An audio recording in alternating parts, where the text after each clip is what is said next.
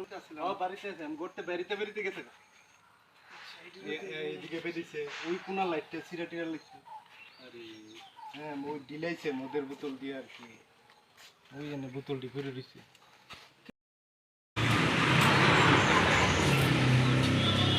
এখন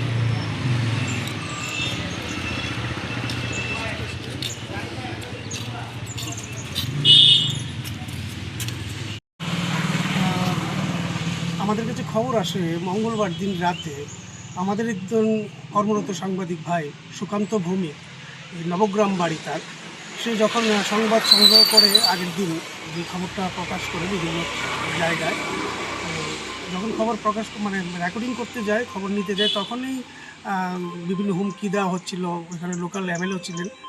তো খবর তো সে সংগ্রহ করে নিয়ে আসে, তারপর এটা টেলিকাস্টও করে বিভিন্ন সংবাদ মাধ্যম এসে, যেহেতু একজন সাংবাদিক, তার থেকে বিভিন্ন সংবাদ মাধ্যম এই ছবিটা ক্যারি করে বা স্টোরিটা ক্যারি করে পরে এটা চালিয়ে দেয়।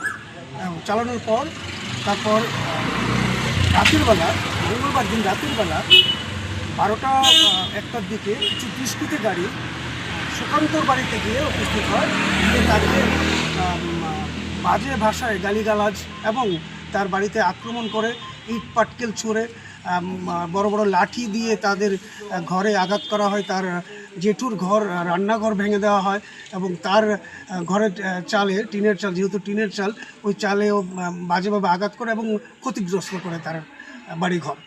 তো স্বাভাবিকভাবে সে একা থাকে, ভয় ভীতিতে পরের দিন সে মামলা করে, একটা এফআইআর করে। তো আজ 3 দিন হয়ে গেল। এই মামলা কতটুকু এগিয়েছে আমরা আমাদের সংগঠন এখানে থানায় এসেছি, দোলবাবুর সঙ্গে কথা বলেছি। জার্নালিস্ট ডেভেলপমেন্ট ইউনিয়ন অফ ত্রিপুরার পক্ষ থেকে আমরা ওনার সঙ্গে কথা বলি। উনি আমাদের আশ্বস্ত করেছেন যে মামলাটা উনি বিশেষ গুরুত্ব দিয়ে দেখছেন এবং ইতিমধ্যেই তার বাড়িতেও এবং এলাকাতেও পুলিশ 2-3 বার গিয়ে এসছে।